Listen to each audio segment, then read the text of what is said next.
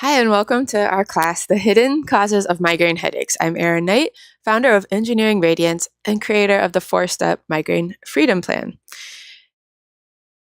I'm so glad you're able to join us today. I want to let you know that you're definitely in the right place if you or someone you love suffers with migraines and you want to learn how to really be free of them.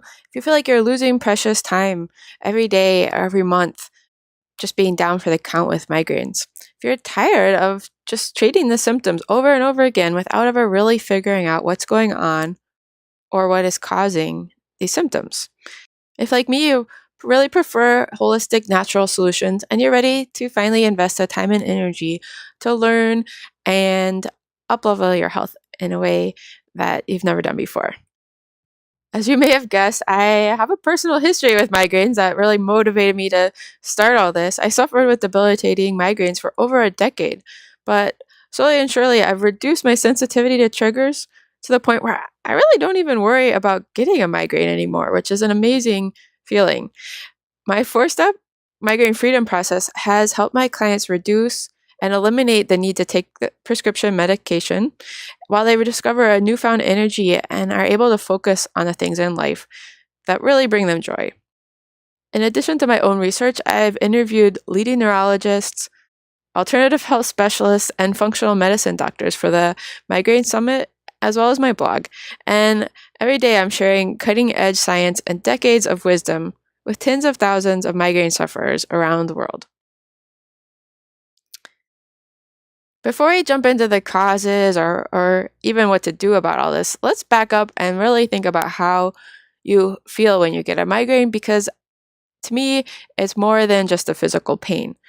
If you're anything like me, there's a lot of other feelings going on, like maybe feeling guilty about missing out and canceling on people, feeling frustrated that this is happening again, maybe feeling helpless because you don't have control over some of the things like weather and thunderstorms that are triggering migraines. So a lot of other things going on than just the physical pain and nausea and things like that that we have to acknowledge, and that can really be the most driving factors behind taking action.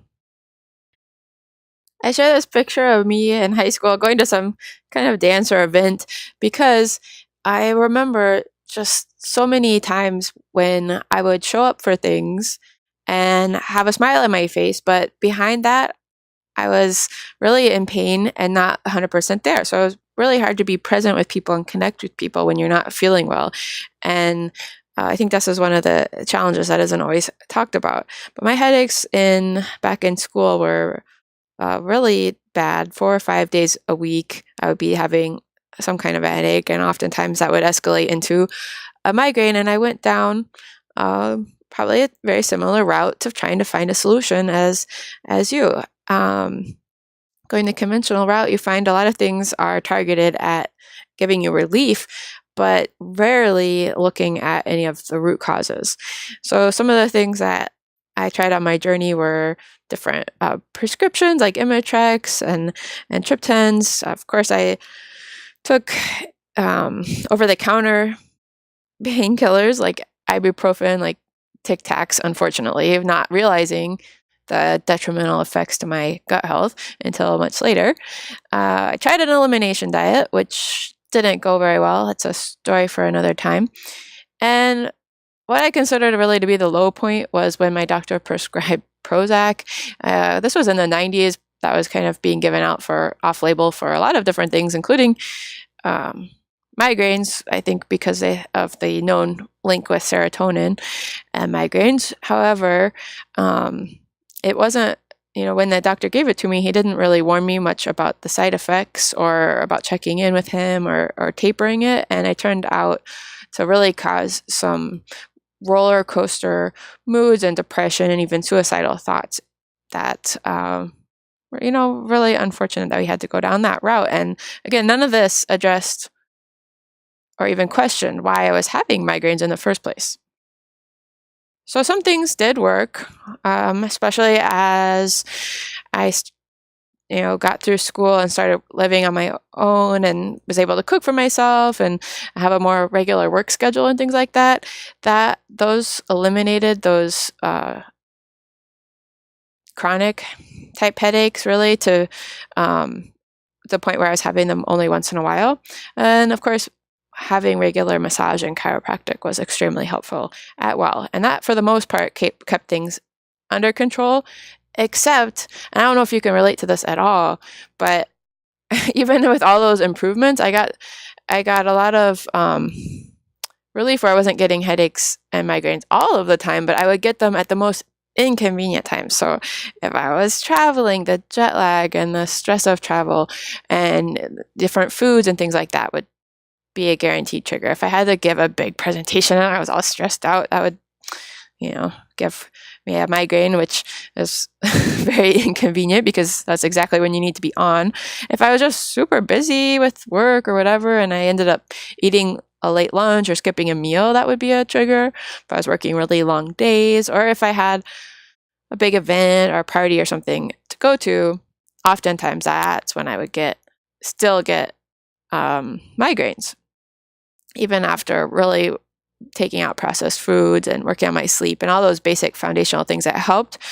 But the extra stress of these types of things would be triggering. So whether you're in a stage where you've got them many times in a month, or you've done a lot of work already and you're seeing improvements, but you're still getting them here on these occasional days, I hear you. And, I can relate to that for sure.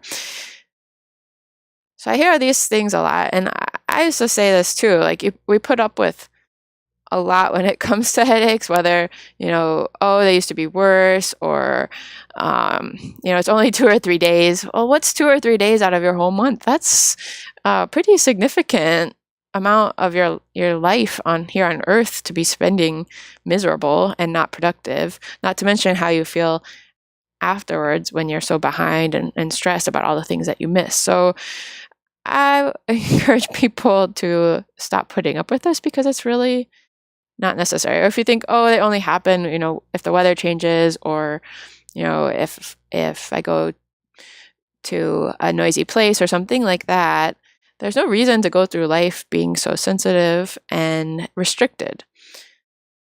And that brings me to, what if I told you that you really could be free from even worrying about these headaches in the first place? And that's kind of the point of this presentation. So first, I want to educate about what the migraine process it is in the first place, because that'll help us understand how working on different underlying factors can make us stronger and more resilient. So when we're getting a migraine, I think of it as a process that, something trips it off and then it starts to build and escalate.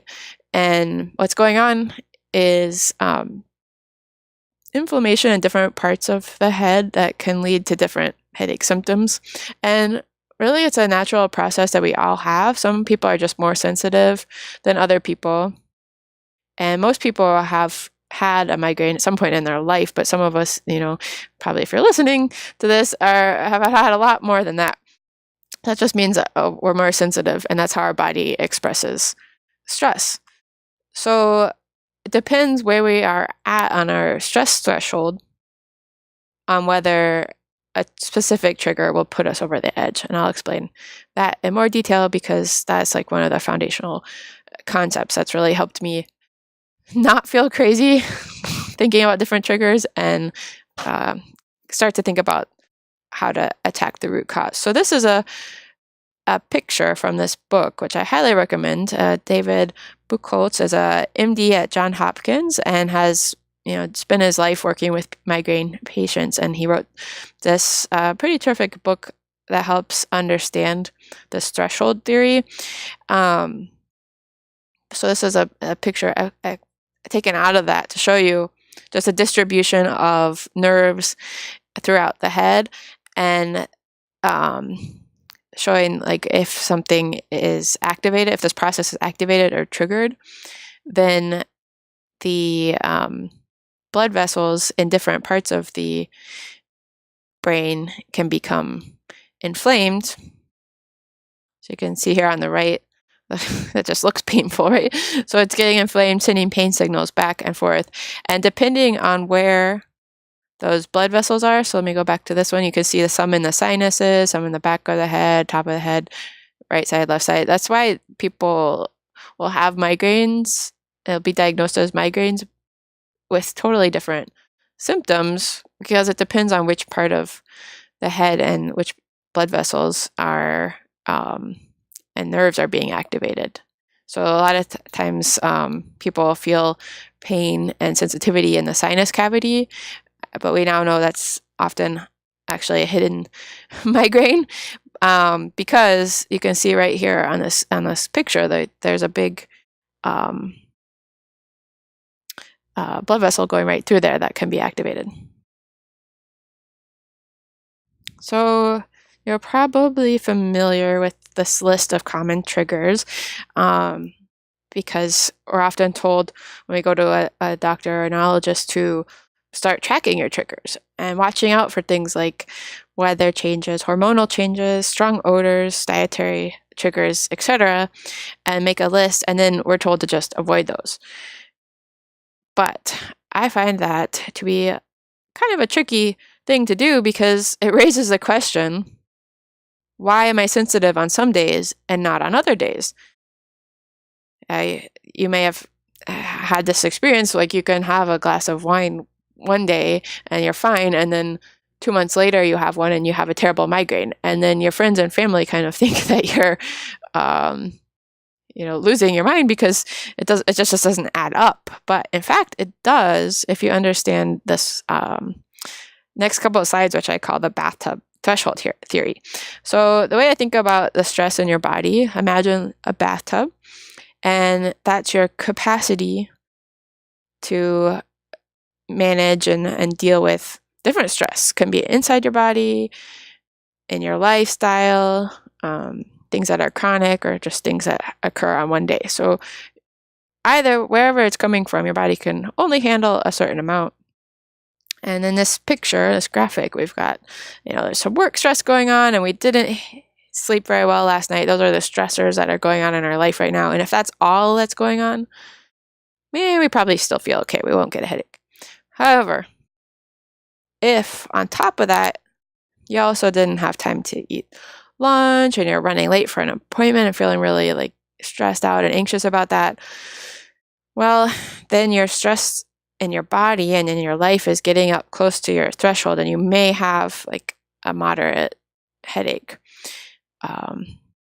And then if, let's say, you have chronic things going on underneath all of that you may or may not even be aware of, like a hormone imbalance or a dairy sensitivity, that are just causing stress and inflammation in your body every single day, just makes the room for your and your ability to adjust and cope with different stressors, it takes up all that capacity. So now when you have those life things going on, your bathtub overflows, and this is where you might experience a more severe headache.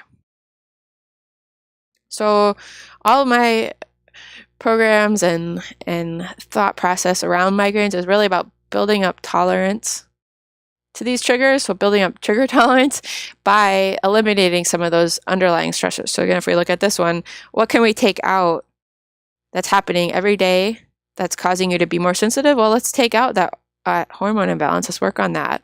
Let's take out the dairy sensitivity and reduce that stress in your body. And then we could probably work on some strategies around having food prepared or food accessible so that you don't have to skip lunch, and that gives you more wiggle room, more capacity to deal with all those other things, like, okay, running late today, or maybe something happened in the middle of the night and you just didn't sleep that well. Then that doesn't automatically trigger the migraine anymore. It gives you more trigger tolerance. So keeping that in mind, at some point you also have to just decide to take charge. You have to decide that you're ready to work on your diet and lifestyle factors to increase your resilience to those triggers that you can't control. So before, when I was talking about I would only get migraines on those rare kind of stressful days, a big presentation or travel, or et cetera, et cetera, et cetera, it's because I still had a lot of stress going on inside my body. I had food sensitivities. I had a major gluten issue. I had hormone imbalances. I eventually found some heavy metal toxicity. Things like that were going on inside. And then just an extra layer of stress pushed me over to the point where I would get migraines on those days, which, is unacceptable to me. I don't want to live that way. So I, in turn, went back and worked on those underlying things, detoxing and healing and things like that. And now when I travel a lot and I'm fine, that doesn't, like, even jet lag and bright lights and all the fumes on the airplane and things like that just don't trigger me like they used to. And that's where the word freedom comes in, because you're free to really live the life that you want to live without worrying about triggers all the time. So can you imagine not being afraid anymore of those weather changes and not, like, sensing it and just being guaranteed that a migraine was going to come on? Can you imagine, like, not having to worry and blame yourself for getting a headache just because work's gotten stressful? There's a lot of shame around having to cancel plans, and sometimes we push through it. Sometimes we feel guilty and we cancel. I just don't want you to have to deal with that anymore. And we have a 3-tiered plan or approach to pretty much everything, which is we want to give you some instant relief and soothe inflammation in your body, but also want to talk about how to prevent migraines long term. So let me walk you through just a couple of quick things. I've got so much on my blog, and I want to kind of not keep you too long on this call today, but just a couple of ideas. What I'm talking about when I say reduce inflammation, I'm really talking about there's a lot of opportunities in our diet here to do that, and that can include things like upping your omega-3s, having a really colorful plate of vegetables and nutrients, and getting all that boosted, and at the same time taking out any known food issues for you, whether that's caffeine, sugar, alcohol, processed food, or soy, gluten. We can have a discussion. Everybody's on a spectrum with that, so I can't give a blanket statement of do this, because some people need to go more slowly. If you're still eating lasagna and hamburgers most days of the week, then it'd be a big shock to the system and a big shock to your lifestyle to go straight to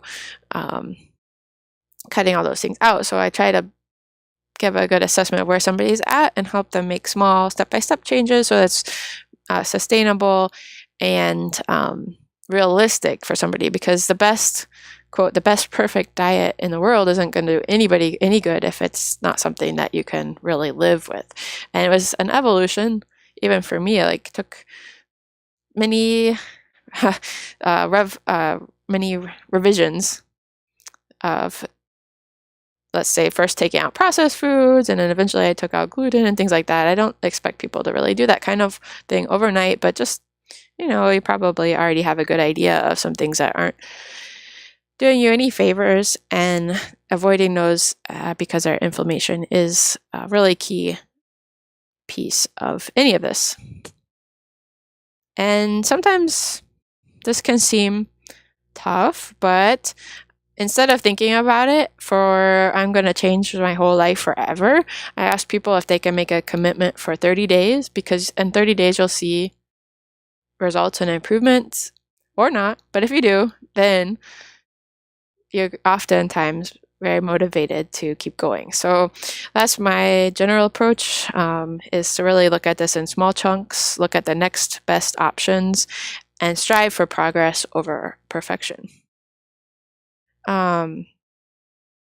Then we also can look at things to soothe and get relief. I have, again, just tons of this on YouTube or the blog, so I'm just going to talk about one today, which is upping your magnesium status. Is really important and can be one of the quick wins for people if they get their magnesium deficiencies corrected. Day to day, it's really common for many of us to be deficient in magnesium, just because it's becoming less abundant in our food supplies, that soil's being depleted, and problems like that, as well as when we're under stress, when our body's trying to heal or cope with stressful situations, it burns through our magnesium supply faster. So this is really important for people that have chronic health conditions. And some ways that you can up your magnesium is looking for mineral drops just to add straight to your water. Soaking in a Epsom salt bath is super helpful because on the right here you see this little molecule chart. So you get the magnesium, but you also get sulfur, which is a great booster to our detox processes. So taking a bath in a very concentrated Epsom salt solution, I'm talking like 2 pounds in a bathtub, can help boost the status and help relax the muscles. So magnesium is especially helpful for those of us who feel like we get a lot of neck and shoulder tension or muscle cramps and things like that. Those are all signs that you might be deficient. Topical gels or oils like rubbed into your calves or your neck after you shower can be a good way to absorb more magnesium. And then if you're going to take a supplement, just make sure you get the right kind, or a good kind, let's say, of a bioavailable form. So I'm not a big fan of magnesium oxide or even magnesium citrate for this problem in specific. They have other uses, but just for if you're trying to increase magnesium for having fewer migraines, I prefer these other forms, and I've written about that on my blog or some recommendations. And then magnesiumman.com/best magnesium has a lot more detail on forms and how to know if you're taking enough. So let's move on and talk about some of those hidden causes I was mentioning. So what is that exactly? So this is another picture from this book to show one more time what I'm talking about with getting below the threshold of stress that could cause migraine. So if you look on the A and B here, this little dude has a fairly high baseline trigger level because his stress in his body is right up against his threshold, and just one trigger food, one thunderstorm, one exposure to air fresheners, whatever your triggers are, will put you over the edge and trigger that migraine process. Whereas if in, let's say the example is C and D, we can lower that baseline trigger level and have more space, then we can tolerate exposure to triggers like chocolate. So you can see here in the picture D, he's had a trigger, but he doesn't get pushed over the edge to trigger a migraine. So that's my hope for you. I hope to enable you to eat more chocolate. How fabulous is that? So when I say hidden stressors, it's an acronym, of course. This is an acronym from Functional Diagnostic Nutrition. Stands for hormone, immune, digestion, detoxification, energy production, and nervous system, because those are all the different areas that we look for stress and dysfunction inside your body that really are the main culprits for most health complaints, whether that's skin issues, migraines, digestive complaints. It all comes back to these foundations, and that's what we want to examine and look for possibility to really heal and get over that.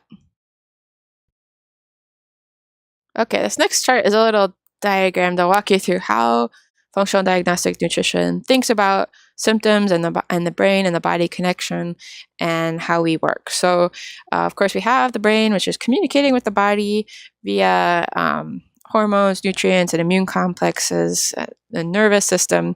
And when everything is working a-okay, the body is at ease or homeostasis. However, when there's dis-ease, then we know that something is not working properly, and symptoms are very common. That can be any, headaches, for example. So what do we do in modern day life? Most of the time we're looking for relief. So we take pills, sometimes even surgeries.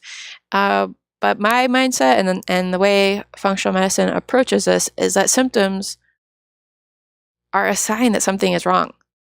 Symptoms are common, but they're not normal. And symptoms may decrease or go away with relief care, but they can come back with a vengeance. So we can, or sometimes even the relief can cause more problems like rebound headaches. So FDNs, functional diagnostic nutrition practitioners, really focus on the causes of disease. Of course, we want to offer some intelligent relief care so that you can feel better faster, but really important to me that we look at the causes of disease. And that can come in 3 flavors, really: the mental, emotional stress, the biomechanical stress, as well as a biochemical and physiological component. And while all three are important, what I really help with is the third one.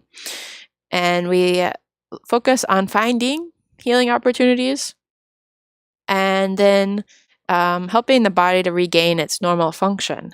We don't want to just create lifetime support needs like bioidentical hormones or something like that. That's not what we do. We try to help the body clear out whatever is causing, let's say, an estrogen dominance. There's usually like some actual reasons why that's happening, so we want to look at those and help the body restore normal function. And when we do that, the body returns to a state of ease, symptoms disappear, and complaints often permanently resolve when you really know which steps to take. So to summarize what a functional approach is to migraines, or honestly to anything, is to identify these hidden stressors and dysfunctions. And we coach up the vital reserve in your body and coach down the metabolic chaos with individual programs around diet, rest, exercise, stress reduction, and smart supplementation. And it's all about empowering a model of self-care and putting you in the driver's seat and helping you find actions and strategies that really get results quickly. So this is a quote from my mentor, Reed Davis. He says, "Symptoms are not the problem. They're the result of a problem, dysfunction," which I could not agree more. And that's what we're trying to find when we start searching for these hidden causes. So just give you an idea of what I'm saying when I say dress for health success or dress plan. We're talking about finding the right diet for your body. So I'm a believer in bio-individuality and that everybody needs slightly different ratio, and maybe even at different points in your life you'll need different ratios of protein, fats, and carbs, and of course making sure your status on vitamins and minerals and antioxidants is adequate, and really fine-tuning that for where you are at in your life right now, making sure that you've got all the tools and set up for good sleep hygiene, good sleep habits, which is the time when our brain repairs, our body and brain get this chance once a day to rebuild, repair, restore, and detoxify. And if we're not getting deep, quality, consistent sleep, then everything will suffer. We talk about movement, gentle movement, usually the benefits that has for keeping muscle tension at bay, as well as elimination of toxins. A lot of times we have to talk about not over-exercising more than adding exercise, but that depends. And then looking at stress reduction can come in different types. I mean, of course, we can talk about daily stress management habits and things like that, but a big piece of this is really looking under the hood, if you will, to eliminate other blocks in those digestive systems or detoxification systems, and looking at what kind of stress that's causing on your body every single day that you may not even be aware of right now. Then we'll also take a look at supplementation that you're already doing, or what filling in the gaps as needed with foods and supplements to make sure you're getting all your bases covered. So I just want to give you an example of how this can all tie together and talk to you about a client that had named Alicia. And Alicia came in complaining of frequent migraines as well as joint pain. And we looked at 5 different things to try to figure out what was going on. So we looked at chronic stress and hormone balance. Now I use a test called the Dutch Lab, which is really insightful on this. We looked at digestion quality. We looked at detoxification, gut pathogens, and food sensitivities. And I'm going to go through some charts and just show you a little bit what that can look like, but don't stress if you don't understand everything. When we do lab testing with clients, they'll spend an hour or more on each one of these, explaining and educating how to interpret it and things like that. So I don't expect you to grasp all that. Just here, I'm just kind of flipping through some of the screenshots so that you can see what that looks like and how it ties together. So when we look at hormones, let's just take cortisol, for example. We want to see a pattern. So you can see here we look at morning, noon, afternoon, and nighttime samples. The pattern can tell us a lot. and as well as the total and different ratios. And in Alicia's case, she had really diminished reserves overall, and it was a sign that there was more underlying stress going on, causing this probably chronic long-term stress to deplete her system. In terms of the sex hormones, in her case, she had really low estrogen. Sometimes we see high estrogens as well, but she was pretty depleted overall. And it turned out when we brought this up, she was like, oh, well, I also have irregular cycles and my energy is pretty low and things like that. She didn't even realize were associated with having migraines, but they were.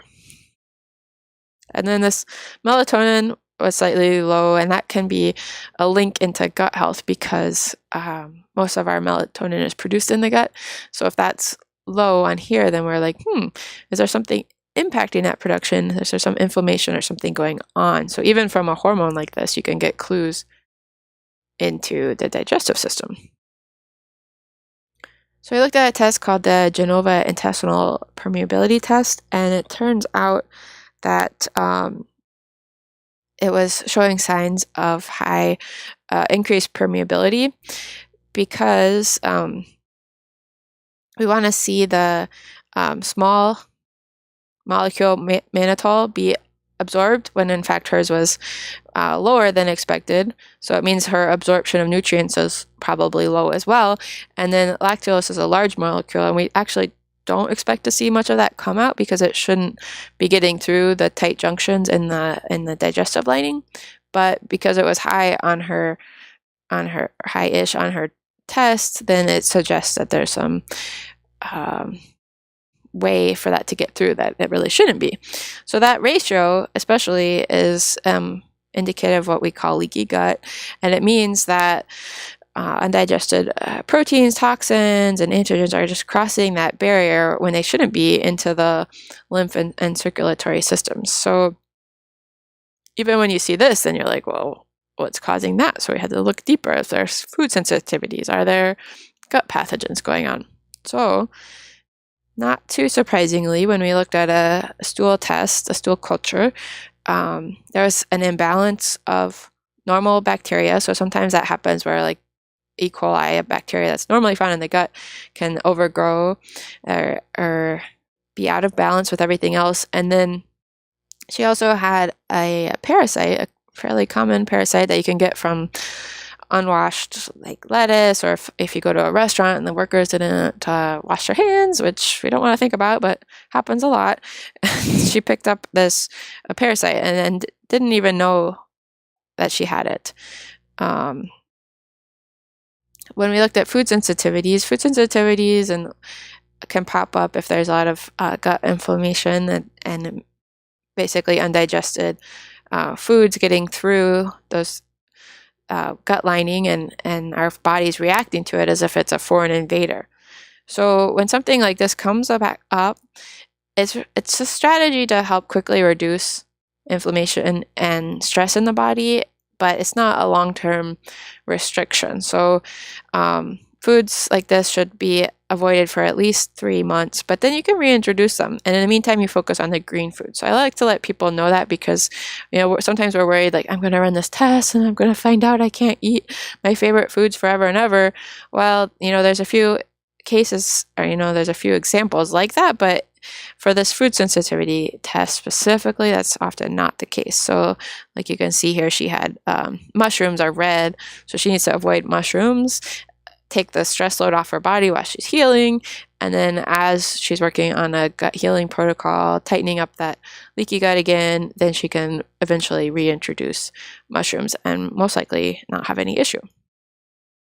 So to kind of summarize and put everything on one page, all of these things, like the low estrogens, depleted hormones, food sensitivities, that parasite, and the leaky gut, all of these things are contributing to stress in her body every day. And that's really was an explanation for why she was getting this chronic joint pain and headache. So her body was like trying to, I always think of symptoms as like your body's trying to get your attention to address all these underlying things, because without it, how would you know that something is off?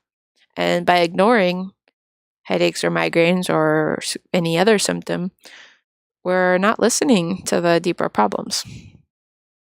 So Alicia's protocol involved avoiding those food sensitivities temporarily, an anti-parasitic protocol, gut healing, hormone balance, and over the course of 6 months, she was able to reduce her headache frequency from, several times a week to just once a month, which was a huge improvement. I mean, life-changing, really.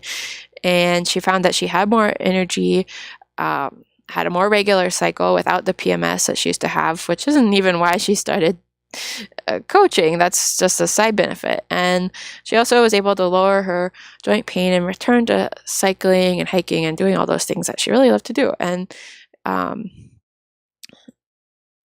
basically kind of rediscovering her youth, because she's only 30 years old and here she was like not enjoying life because she was under pain all the time, which is not cool. So what can working one-on-one do for you? Well, I really want to offer this to help you understand what's driving you to be more sensitive to your triggers and to start to expose any of those underlying hidden issues that we talked about in the digestive system, hormone system, etc. Coaching can also help you realize effective strategies. Even if you're really busy, we can relate. My coaches, as well as I, we have a life and we have work, and we're not going to tell you to go live in a cave and meditate for 30 days. Like, we're going to help you find things that are realistic and fit into your busy lifestyle. And we totally get that doing big changes like this can be kind of overwhelming, and we want to help break it into bite-sized chunks. So we're going to take really effective big strategies, but break them down into manageable chunks. And working with a coach also gives you access to our whole team. So we have, let me tell you what that is. So we have a team of migraine freedom coaches, which are health coaches that have personal experience with migraines themselves and can really talk to you about things that have helped transform their life and made a difference for them. And we also have functional diagnostic nutritionists on our team that can help you get access to and understand these functional labs that have been really kind of the cornerstone of finding the answers for me and our clients. Because if you don't know, you don't know. So that's how you find out. And our invitation today is to schedule a case review. I call it this I tried everything case review because I hear all the time that people, if you had migraines for any amount of time, you've probably run the gamut of specialists and even different treatment modalities, and you kind of have this feeling that you've tried everything. And I get that, but at the same time, I almost everyone I've talked to, we come up very quickly with things that you haven't tried before because our approach is so different. So what we're going to do is look at some of these hidden stressors, really dive into that and look for ways that we can help you reduce inflammation in your body quickly, and also provide some testing recommendations. So if you're curious about testing, but you're not ready to bite the bullet on that or invest in that quite yet, but you want to know like what you'd be getting yourself into, which ones would be most helpful for you personally right now, we can help you kind of narrow in on that and get clear on that. Also getting clear on which diet and lifestyle factors are your priority, because there's so many things that you can do. I mean, there's even so many things that I talk about, but how do you know which ones you're going to spend your time on? So the point of the case review is to help narrow down which of the top 2 or 3 things are most important for you personally to start doing and that are going to help you get results quickly. And then finally, you can use the time, if you like, to create a personalized checklist of the 5 natural relief options to try next time you feel the early signs of a migraine. I've don't know if you can relate to this. I think sometimes when we don't feel good, all of our good intentions just kind of go out the window. But something that's helped me, it probably comes from an engineering world, because in industry, I'm a chemical and pharmaceutical engineer, if you don't know. But we always use standard operating procedures and checklists to keep ourselves on track. So that's something that I've then borrowed and written out checklists for, like, I'm, starting to feel cold to come on. So what am I going to do? So instead of having to think when you feel really miserable, you don't want to go digging through the computer or anything like that. So instead, you can just pull out this list from your drawer, kitchen drawer, bathroom drawer, and be like, okay, take these vitamins, check. Drink a big glass of water, check, et cetera, et cetera, et cetera. Try these oils here, try these oils there. And that way, it takes the thinking out of the process. You just have to follow instructions, and it helps so much if you're really not feeling good. But put this on here because you can get some help coming up with a personalized list depending on what kinds of headaches you get. If they're weather headaches mostly or hormonal headaches, you might have different things on your list. So you can get some help customizing that during this case review. And to share with you some people's success stories, just quickly, Sarah had migraines her whole life, and really we helped her find out that there was a lot of hormonal imbalances going on that we were able to work on with diet and lifestyle. And that was important to her to be able to spend more time with friends and family, just not having to be down every month with those monthly migraines. And Rebecca, I think, like I mentioned earlier, was one of those people that would always get bad headache or even a migraine when there's something stressful going on at work, and kind of struggled with that because, it's hard to show up and do your best and progress in your career if you're always dealing with migraines when things get stressful. So she was able to work on a lot of diet changes, especially, that worked with her busy professional life and still able to fit that in even though she was working quite a lot. So how does all this work? Well, we have a really in-depth intake assessment, which, the feedback I've gotten is, okay, you have to spend some time on it, but just answering those questions can give you insights about your health and help you make connections that you've never even made before. So that alone is really valuable. But then we're going to use that to make the most of your time, and you will schedule your case review with one of our Migraine Freedom coaches. Those are held virtually, either Skype or Zoom or something like that. So anywhere you are in the world, we can talk with you, and we'll dive into your history, what you tried before, and things like that, and also start looking at these clues about your digestion, detoxification, and hormone balance to figure out, what you need to do first. We'll go over a 3-month plan of what you could do next and what testing would really support your investigation if you want to move forward and do more, but you'll also leave with things that you can do right away, no matter what, to start making shifts and changes and get relief. So since you decided to join me for this class and hopefully have a better understanding of what we do and how we do it and everything like that, I want to give you a special offer on this case review I've been talking about.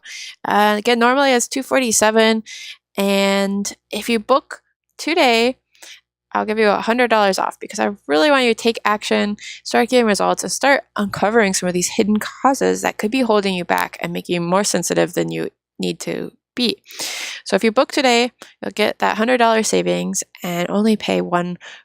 And I'm also going to throw in access to Secrets and Habits of Innovative Leaders as a special thank you for listening and being part of this community. It's a short 35-minute course, but jam-packed full of things that you can start to do to be more productive and effective as a leader, as a professional, and hopefully in the process really cut down on stress. So if you want to take advantage of this offer, there's a button below this video that says book now, schedule now, and just click on that. This is the only place that you can get this special offer. So, and it's for a limited time only. If you click on it, you'll see it's going to expire in tomorrow. So definitely don't miss out. I really hope that we will connect soon and be able to help get you started on your way. Thank you so much for joining and listening today. Hope that's been informative. I welcome questions if you want to email us at info@engineeringradiance.com about the webinar, about our packages, about what's been going on for you. Welcome those questions and hope to connect with you soon. Thank you so much for listening and have an awesome day.